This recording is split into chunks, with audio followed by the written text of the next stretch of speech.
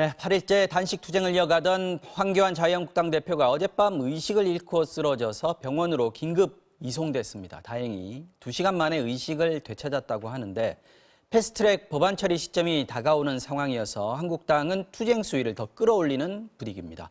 오늘 정치와 호장용 강희용 한양대 특임교수, 박정하 전 청와대 대변인 두 분과 함께 시작하겠습니다. 안녕하십니까? 안녕하십니까? 네, 어서 오십시오. 자, 일단 의식을 되찾았다고 하니까 다행입니다. 어젯밤에 부인이 의식을 잃고 쓰러져 있다라는 걸 발견을 해가지고 119를 불렀던 모양입니다. 어제 상황을 조금 정리를 좀 해볼까요? 어제 8일차였죠. 네. 8일차였는데 어제 밤 11시쯤에 이제 황교안 대표의 부인이 그 의식 아무리 불러도 대답이 없는 그런 상황에서 여보 깨웠는데 대답이 없었고 그래서 황급히 이제 의료 대기하고 있었던 이게 잠을 자는 건 아니다라는 거였던 그거를 거죠. 이제 그렇게 판단을 한 거죠. 그래서 이제 의료진을 불러서 네. 11시 23분쯤에 이제 급히 이제 세브란스 병원으로 이동을 했습니다. 그리고 다행스럽게도 뭐 새벽 1시가 덜 돼서 0시 한 53분쯤에 네. 의식을 회복하고 그 외에 여러 가지 심장이나 맥박 이런 것들, 호흡 등이 정상으로 돌아오는 소위 바이탈 신호라고 그러는데요. 그 바이탈 신호가 정상으로 돌아왔다라고 이제 얘기를 했습니다. 그럼에도 불구하고 네. 저혈당이나 뭐 전해질 불균형 이런 이제 약간 의학적인 네. 좀 치료가 좀 필요한 부분이 아무래도 완전히 회복하기까지 시간이 좀 걸린다고 봐야죠. 예, 그럼에도 불구하고 이제 또 단식을 계속 하겠다라는 또 입장을 밝혀서 가족들 중심으로 해서 이제 만류를 하고 있는 상황이다 이렇게 보여집니다. 네. 자, 오늘 아침 한국당 나경원 원내대표의 아침 회의 발언 내용 한번 들어보고 이야기 이어가겠습니다. 다행히 의식은 겨우 회복되었으나 단식에 따른 악화된 건강은 여전히 위중한 상태입니다. 문재인 대통령께서는 끝끝내 제1야당의 절규와 호소를 이렇게 비정하게 외면하실 건지 묻고 싶습니다.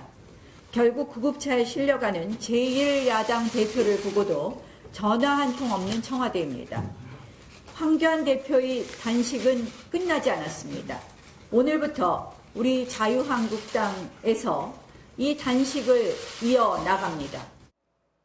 대통령이 계속 비정하게 외면할 건지 묻고 싶다. 그리고 단식을 이어나가겠다. 그래서 오늘 정미경 의원, 신보라 최고위원 두 사람이 지금 단식을 이어가겠다라고 해서 지금 시작을 한 것 같죠. 그러니까 이제 황교안 대표가 했던 사랑제 앞에 있는 천막에서 시작을 한 것 같아요. 네, 네. 당분간 이런 분위기는 좀 계속 갈 것 같고 나경원 대표 좀 전에 우리 뭐 들었습니다만은 사실은 청와대가 처음에 강기정 수석이 연 이틀 그 단식 현장을 좀 다녀갔는데 이후에 청와대가 보여준 모습은 조금 아쉬운 부분은 분명히 있어 보이긴 해요. 그 부분인데 일단 시작할 때 황교안 대표의 단식에 대해서 뭐 논란은 있었습니다만은 그동안 극한 상황을 거쳐 오면서 그다음에 황교안 대표가 보여줬던 모습의 진정성 등이 저는 어느 정도 많이 전달이 됐다고 판단을 합니다. 그러니까 그래서 당에 뭐 후원금도 많이 늘어나고 현장의 지지자도 많이 모인 이 보수 결집 효과도 좀 있었고 그 일부 있었던 당내 이제 뭐 그 분열상이나 논란 뭐 이런 것도 좀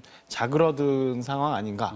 가장 중요하게 자유한국당이 얻었다는 거는 저는 그 지금 뭐 그 동조 단식이라고 표현할까요? 이게 옳든 그르든 뭐 이 논란, 이 판단은 차치하고 나도 어떤 그동안 있었던 좀 느슨한 자유한국당 의원들의 모습에서 좀 어떤 결기들이 좀 느껴지는 거를 대표가 단식을 통해서 좀 전달해 줬던 거 아닌가. 리더십도 좀 회복됐다라고 볼 수 있는 그런 것 점에 같고요, 대해서는 지금. 뭐 긍정적인 효과가 있지 않았나 싶은 생각이 듭니다.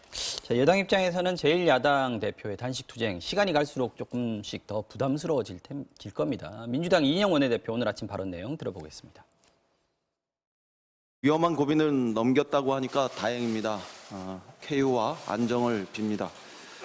이제 우리 국회는 심기일전에서 대화와 타협의 새로운 길을 만들어야 합니다. 선거법과 검찰개혁법을 합의할 수 있는 시간도 얼마 남지 않았습니다. 황교안 대표께서 건강을 회복하는 동안 우리 국회는 할 일을 할 수 있어야 합니다. 자유한국당에게 대화와 협상으로 적극 나설 것을 요청합니다. 자, 비정하다고 나경원 원내대표가 얘기했는데 사실 여권에서 많이 찾아가긴 했습니다. 강기정 정무수석이 2차례 찾아갔었고 이해찬 대표 또 뭐 이낙연 총리도 찾아갔었고요. 이낙연 총리는 안 갔나요? 갔습니다. 예. 네. 유인태 국회 사무총장도 이제 네. 문희상 의장 대신에 찾아갔고 또 심상정 정의당 대표도 계속 비판을 강력하게 했었는데 또 찾아갔습니다. 어쨌든요. 단식은 중단하고 이제 협상하자. 지금 그 얘기를 계속해서 다른 정치권 인사들은 하고 있습니다. 어떻게 보십니까?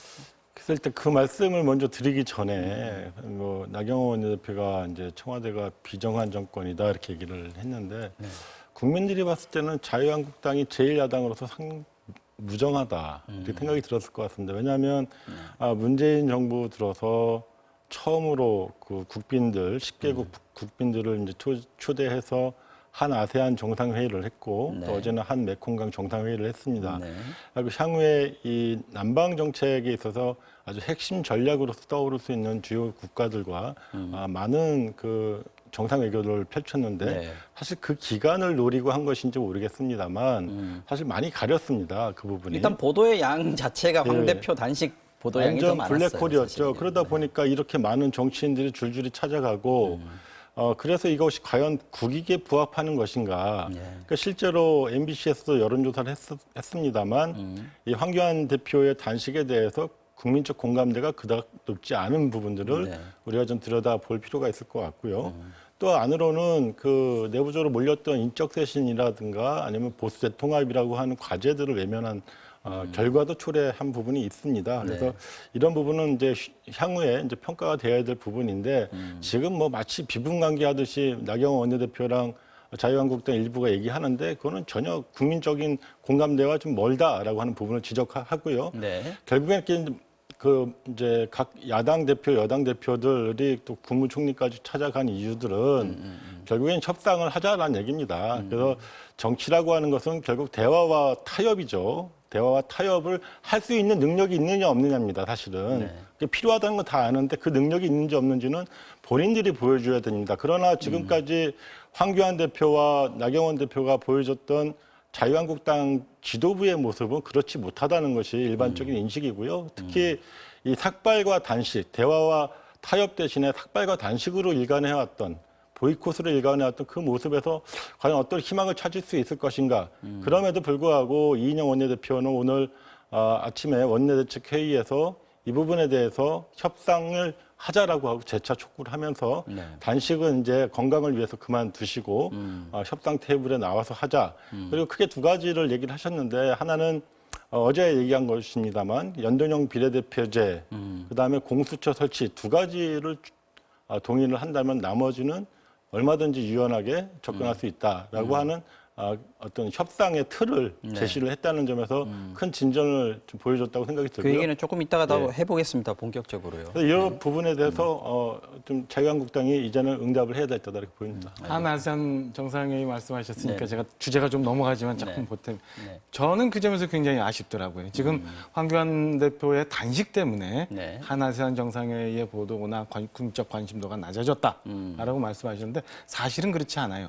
제가 지난주 다른 기회에서 말씀을 저도 드렸는데 네. 사실은 한 아세안 정상회의가 부산에서 백석에서 딱 펼쳐지는 첫날 정의영 안보실장이 가서 한일 관계 브리핑을 해요. 네. 네. 한일 관계 브리핑을 하면서 누가 이겼니 졌니 뭐 이런 얘기를 지소미아 관련해서 이런 얘기를 하면서 네. 사실은 이 외신들 혹은 이쪽 외교부 발 기사에 관심 글로 확 쏠려버렸어요. 정상회담보다는 한일 저는 지소미아 관련해서 그런 점에서 황교안 대표의 단식이 오히려 이게 잘못된 게 아니라 청와대가 이 건에 대해서는 최소한 국내 여론 때문에 메시지 관리를 잘못했다라고 저는 얘기를 하고 싶습니다. 대변인 출신이시니까 그때 그러면 청와대에서 어떤 식으로 반응을 했어야 저는 된다고 정의영 보십니까? 안보실장이 한일 문제에 대해서 거기 부산 가서 브리핑을 할 일은 아니었다고 보고요. 그거는 서울에 남아있는 분들이 어떻게 그 로우키로 대응을 하거나 했고 거기서는 한 아세안 정상회담의 의미, 그다음에 국민적 관심, 그다음에 이걸 통해서 우리가 뭘 얻고자 하는지, 그다음에 아세안에서의 문재인 대통령의 위상이 어떤 건지 이런 거에 대해서 좀 더 적극적으로 홍보했어야 이게 같다고 생각합니다. 이 건에 대해서는 최소한 제가 청와대에서 메시지 관리를 잘못했다라고 얘기하고 싶습니다. 그때 워낙 일본이 이렇게 억지로 좀 그렇죠. 나와가지고 예. 급박하게 대응하지 않을 수 없었다 이런 생각도 좀 들긴 하는데 그런 점도 있지만 그 후에 뭐 이제 전문가들 논란이 있고 사실은 결과적으로는 정상회담 이슈가 묻혀버리는 그렇죠. 결과가 왔다라는 거고요. 알겠습니다. 자, 어쨌든 지금 황교안 대표 아까 말씀하셨습니다마는 단식장으로 다시 가겠다라고 얘기해가지고 주변 가족이나 뭐 주변 분들이 계속 말리고 있다라는 얘기가 지금 들려오고 있는데 지금 황 대표 건강 상태를 보면 다시 또 단식을 하는 것 자체가 좀 무리인 것 같고요. 저도 좀 말리고 싶은데 그렇다면 어떻게 해야 된다고 보십니까? 일단은 사실은 뭐 원론적으로 말씀을 드리면 좋은 안을 가지고 협상을 해야 되는 게 맞지요. 네네. 맞지만 현재 상황에서 글쎄 여당이 지금 제시하고 있는 공수처법과 선거제법에 대해서 솔직한 속내를 다 드러내고 자유한국당과 지금 협상하고자 하느냐라는 네. 점에서 보면 저는 꼭 그렇지는 않다고 보여집니다. 그리고 일단 황교안 대표는 너무 극한 상황에서 지금 오랫동안 단식을 해와서 저는 뭐 본인의 의지나 의사나 뜻은 충분히 지지하는 국민들한테 전달이 됐다고 보여집니다.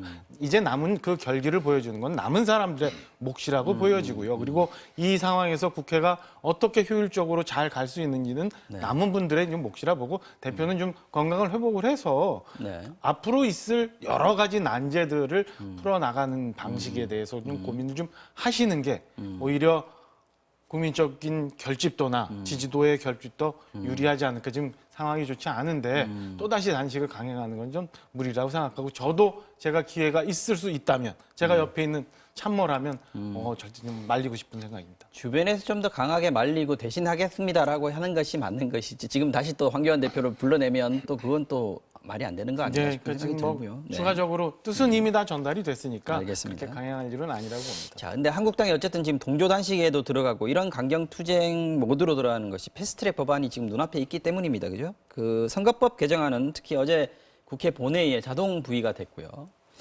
한국당을 뺀 4+1 협의체 대한신당이 들어가서요. 가동이 됐는데 지금 얘기가 나오는 것들이 좀 있던데요. 어떻습니까? 일단 자유한국당 입장은 뭐 바뀐 게 없습니다. 그러니까 패스트트랙 법안을 먼저 취하해라. 그리고 네. 후에 그 후에 협상을 하자라는 입장입니다. 그러니까 하지 말자는 얘기인 거죠. 네. 그것에 대해서 일단 이인영 대표는 그래도 몇 가지 기준을 놓고 협상을 하자라는 입장이고요.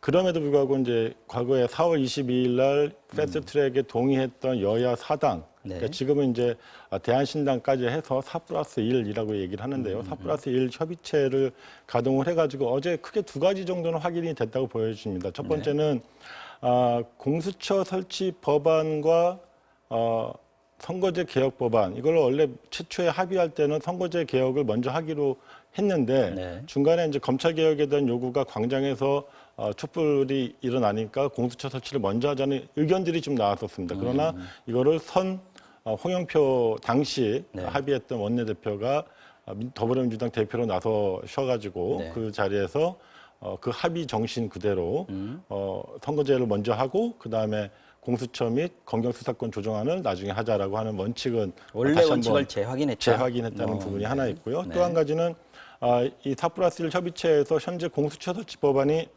백혜련안과 권은희안 두 가지가 올라와 있습니다. 이 부분에 대해서 단일화안을 만드는 데 필요하다는 그 의견을 모았고 이 단일화안을 만들기 위해서 서명을 결의하는 이런 제안들이 있었다고 보여집니다. 예. 단일안을 만들자 하고 아까 처리 순서에 대해서는 다시 한번 재확인을 했다는 부분이고요. 이 과정에서 이제 추가로 또 나왔던 것은 이제 조배숙 의원 같은 경우에는 의원 정수를 좀 늘려야 된다는 입장을 이 자리에서 피력을 했고요. 그다음에 유성엽 의원 같은 경우에는 이 선거제 같은 경우에는 여야 합의가 원칙임에도 불구하고 자유한국당이 수용하고 있지 않기 때문에 이 부분에 대해서는 선거제 개혁이 더 절실하다라는 측면에서 자유한국당이 응하지 않을 경우에는 처리해야 된다는 입장을 밝혔습니다. 지금 숫자 얘기, 의석수, 의원 정수 얘기 잠깐 하셨는데 지금 정치권 내에서 아이디어들은 계속해서 나오고 있는데 누가 이걸 좀 공식화하느냐 이 문제가 좀 있는 것 같습니다. 그렇죠. 이제 네. 일단 준연동형 비례제를 전제로 해서요. 전제로 해서 최초 225 플러스 75 안에서 네, 이게 이제 패스트트랙 법안입니다. 40 플러스 60, 250 플러스 50 이런 안들이 하나 이제 나오는 것 같고요. 네. 두 번째는 지금 현재 이제 300 이하의 의원 정족수를 어떻게 늘리느냐 마느냐 이런 논란도 10% 또 다시 늘리자. 어제 이제 군소정당을 중심으로 해서 다시 얘기가 나오고 네, 있어요. 네, 네. 이런 점에서 아까 말씀드린 것처럼 저는 이제는 그러니까 뭐 제1야당의 대표가 저런 극한 상황에서 단식도 했고 자유한국당은 지금 분명하게 공수처법이나 선거제법에 대해서 분명히 반대 입장을 하면서 극한 투쟁을 해야 된다고 얘기를 하고 있고 어느 정도 국민 일부도 그에 동조하고 있는 상황이라면 민주당이 그러니까 전국의 가장 큰 주도권을 잡고 있고 해결을 해야 될 몫이 여당한테 있잖아요. 네. 여당이 그럼 진짜 속내가 뭔지 숨은 그림을 내놔야 돼요. 일단 첫째, 선거구제 한번 볼까요? 지금 250 플러스 50 얘기를 하고 있는데 네. 그럼 기존에는 지역구가 253석입니다. 세석이에요. 예, 253석 세석 줄어드는 거예요. 그러니까 네. 그게 뭐 지금까지의 병립형이냐 아니면 준연동형이냐 연동형이냐 이런 차이는 있지만 네. 지역구를 250석을 하나 253석을 하나 무슨 차이가 있느냐 국민들 입장에서 봤을 때 네. 이런 걸 가지고 지금 1년 가까이 국회를 저렇게 스톱시키면서 여야 정쟁을 만들었느냐라는 비난을 할 수 있거든요. 네. 이 건에 대해서 민주당이 그럼 속내가 뭔지 뭘 하고자 하는 건지 얘기해야 된다고 봅니다. 두 번째, 뭐라고 보십니까? 저는 늘리는 거라고 보십니까? 특별히 선거구제는 민주당은 별 관심 없다고 봐요. 그대로 가도 숨은 괜찮다라고 그림은 속으로는 공수처법에 생각하고 있는 있다? 거지. 선거구제는 차마 나머지 군소 야당이 힘을 빌어서 공수처법을 처리하고 싶은 거지. 선거구제는 본인들도 크게 관심이 없고 이미 기존에 있는 투표를 해야 되는 현역 의원들 일부에서도 반발이 있는 거를 본인들도 네. 저는 감안하고 있다고 봅니다. 솔직하게 이제 얘기할 때가 아닌가. 두 번째, 네. 현재 의원 정적수 늘리자는 거 한동안 얘기 나오다가 다시 국민들 반발이 있으니까 쑥 들어갔어요. 네. 근데 이제 어제 또 4+1 회의하면서 또 다시 나와요. 민주당 속내가 뭔지 얘기해야 돼요. 얘기하고 협상을 해야지 마냥 얘기 안 되는 걸 가지고 뭐 얘기 안 되는 건 재판도 아니고 안 받아들이지는 않을 내놓고 마냥 협상하자고 하면 어떻게 협상을 합니까? 전국을 풀어나갈 몫은 그 책임은 저는 여당이 있다고 보고요. 이런 점에서 여당이 조금 더 유연할 필요가 있다라는 생각입니다. 그래서 여당에서는 아까 강효영 교수님 말씀하셨습니다만 연동형 비례대표제라는 것만 합의를 해주면 동의를 해주면 그 숫자는 한국당 들어와서 얼마든지 얘기하면 협의해 볼 수 있다. 이 정도로까지는 얘기를 한 것 같은데 한국당도 역시 들어오지 않고 있고 지금 내놓고 있는 안은 270명으로 의석수 줄이자. 비례대표는 아예 없애자라는 것 이상으로 지금 나가지는 못하고 있단 말이죠. 지금 한국당이 어떤 입장을 취해야 된다 또는 어떤 작전이 있을 수 있다라고 보시는지. 자유한국당 입장은 뭐 저는 솔직히 모르겠습니다. 왜냐하면 이 사태의 근원을 따지고 들어가 보면 작년 12월 달에 여야 5당 대표가 즉 나경원 원내대표가 12월 달에 선출이 되면서 여야 5당 대표가 모여서 연동형 비례대표제하고 검경수사권 조정 공수처 설치에 대해서 뭐 좋습니다. 검토하기로 합의했든 뭘 했든 간에 합의를 한 거를 번복을 합니다. 깹니다. 깨면서 이 모든 사단이 벌어진 거예요. 자, 깼으면 적어도 4월 달까지 패스트트랙 올라가기 전까지 끊임없이 각 상임위에서 사개특위, 정개특위에서 논의가 됐고 그 과정에서 자유한국당은 본인들의 안을 내놓으라고 하니까 그때까지도 내놓고 있지 않다가 꺼낸 안이 비례대표제를 아예 없애버리는 270석 안을 갖고 옵니다. 이거는 논의를 하지 말자는 거죠. 이게 어느 날 갑자기 여야 당대표들이 모여서 자 우리 연동형 비례대표제 한번 해볼까요? 한 게 아니거든요.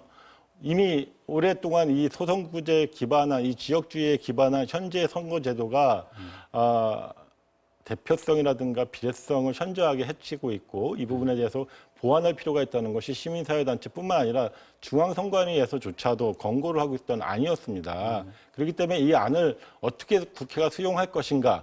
자, 그런 과정에서 보니까 1당, 2당이 사실 제일 많이 손해를 봅니다. 즉 더불어민주당과 자유한국당이 가장 많은 손해를 보고 그다음에 3, 4, 5당은 조금 이익을 봅니다.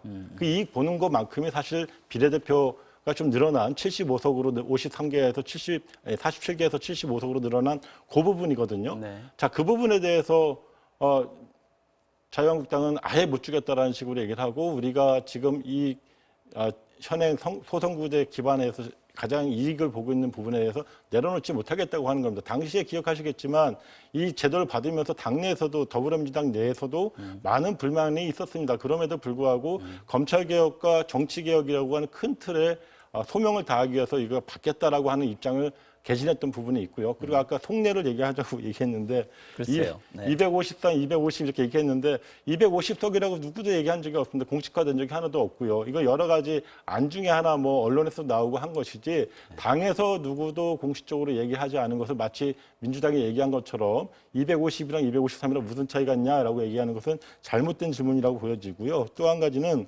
숨은 그림은 공수처라고 했는데 숨은 그림이 아닙니다. 공공연하게 공수처 설치가 일순위고 이를 위해서 사실상 우리가 약간의 기득권을 내려놓더라도 정치개혁, 선거제 개혁은 해야 된다. 그 부분은 이미 라고 솔직하다. 이미 솔직하게 다 얘기를 한 부분이죠. 그래서 지금 그런 부분은 이제 더불어민주당이 일관되게 이 부분에 대해서는 뭐 거짓이 있을 수 없잖아요. 이미 사회적으로 충분히 논의가 되어 온 내용을 국회가 지금 받아들이냐 못 받아들이냐 이 차이고 이 과정에서 자유한국당이 자신들의 알량한 기득권을 내려놓지 못하는 게 본질입니다. 그래서 이거를 다른 문제, 현재 어떤 더불어민주당이나 제 야당들의 태도를 놓고 평가하는 것은 옳지 않고요. 또 한 가지는 여야 사당이 어쨌건 합의를 했는데 4월 달에 지금 약간의 상황의 변화가 있습니다. 사정 변화가 생겼는데 하나는 뭐냐면 바른미래당이 거의 쪼개진 상태이고요. 그렇죠. 그다음에 그때 당시에 평화당도 현재 대한신당과 쪼개진 상태고요. 물론 같은 입장일 수도 있지만 바른미래당의 쪼개진 세력들은 오히려 공수처 설치와 선거제 개혁을 반대하고 있습니다. 이런 상황은 향후에 이제 보수통합이나 이걸 염두에 두고 하는 것이지만 애초부터 이 협의 자체가 상당히 불안한 상태였다는 건 분명하다. 그럼에도 불구하고 어제 4+1 회의체에서 이런 정도의 합의를 했다라고 하는 것은 상당한 진전이다라고 하는 것이고요. 이것을 뭘 의미하냐면 실제로 현재로서는 의결 정족수 이상을 가결 가능성이 있기 때문에 이 부분을 보여줌으로써 자유한국당이 마냥 반대만 할 수 없게 만드는 효과도 있을 것이다. 표결 처리에 대한 압박 이런 실제로 부분들을 좀 보여줬다라는 자유한국당이 거죠. 필리버스터라든가 의원직 총사퇴 얘기하고 있지만 공감대를 얻기 어렵거든요. 근데 4+1에서 표결 처리를 하면 가결이 될 거라고 보십니까? 전 박지원 의원 얘기하는 건 들어보면 뭐 250대 50이 됐건 240대 뭐 60이 됐건 간에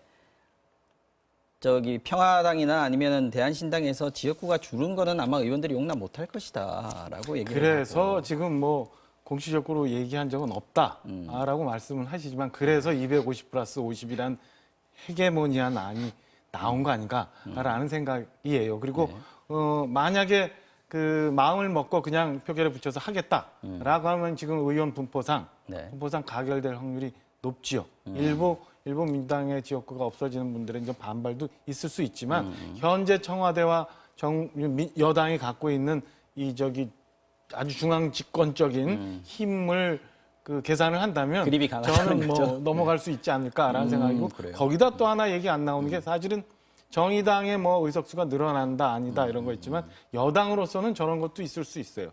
정의당이 사실은 필요한 거는 지금 20석으로 되어 있는 교섭단체의 구성 요건? 제한도 있어요. 네. 구성 요건을 그냥 낮춰주면 정의당은 비례대표가 줄더라도 저는 받아들일 수도 있다라는 생각이거든요.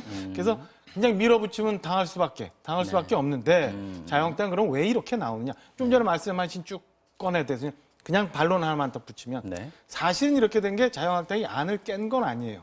제 개인적으로 아쉬움은 있어요. 270석이라는 지역구 의석 대안 말고 좀 더 실효적인 대안을 냈으면 어땠을까라는 거 하나. 그다음에 지난 4월에 이걸 갑자기 바른미래당의 손학규 대표, 김관용 원내대표 중심으로 해서 이런 안이 패스트트랙이 올라가기 못하게 그때 애초에 좀 더 부지런하게 막았으면 어땠는가 이런 아쉬움 분명히 있어요. 그때 열심히 막다가 지금 검찰 수사 받는 그게 이전 그런 건데 그러나 그거 말고 놓으면은 이게 갑자기 패스트트랙이 올라가고 이런 거는 자유한국당 협상 중에 깬 게 아니라 여당과 그 외에 나머지 당이 이렇게 만든 거예요. 그 건에 대해서는 정리를 하고 갈 필요는 있다고 저는 생각합니다. 그 말은 이견이 또 있을 수 있겠습니다만 이 정도로 하고요. 아까 말씀하신 것 중에서 지금 4+1 협의체에서 지금 순서 정했다라고 말씀을 하셨지 않습니까? 선거제 먼저 처리하고 공수처법. 근데 박지원 의원 같은 경우에는 쉬운 거 먼저 하고 어려운 거는 나중에 좀 시간을 갖고 좀 더 협의를 해보자라는 공수처법 먼저 하고 선거제 나중에 하자는 거. 그리고 홍준표 전 대표 같은 경우에도 공수처법은 받아주고 선거법은 끝까지 막자. 이런 식으로 지금 얘기를 나오고 있는데 만약에 이제 12월 3일 날 공수처법까지 자동 부의가 되면 일괄 처리하겠다. 이런 전망이 제일 많지 않습니까? 어떻게 될 거라고 보십니까? 저는 이게 그러니까 처리의 순서가 바뀐다거나 이거는 아까도 원칙을 다시 천명을 한 걸 소개해 주신 것처럼 바뀔 것 같지는 않아요. 그래서 이제 그게 일괄 올라가느냐 안 올라가느냐 이런 문제지 순서를 바꿔서 협상할 문제는 아니라고 보여지고 국민들 입장에서 봤을 때는 어찌 됐건 간에 여야가 협의해서 협상안을 만들어 갖고 처리하면 좋겠죠. 그러나 지금 공수처법안이 갖고 있는 독소 조항이나 선거제법이 갖고 있는 독소 조항이나 그리고 지금까지 그렇게 힘들게 외쳐왔던 자유한국당이 반대하는 이유가 어느 정도 있기 때문에 저는 이 건에 대해서 자유한국당이 함부로 쉽게 협의를 하거나 아니면 꼼수로 넘어갈 일은 아니라고 보여집니다. 이렇다면 지금까지 힘들게 왔던 황 대표의 단식이나 아니면 추가적으로 하시겠다는 결기를 보이는 분들의 뜻을 굉장히 훼손하는 거고 지금까지 자유한국당을 지지하면서 그래도 문재인 정권은 어느 정도 좀 견제하는 보수당이 나와야 된다고 생각하는 많은 분들의 기대를 굉장히 많이 저버리는 거 아닌가라는 판단입니다. 네, 알겠습니다.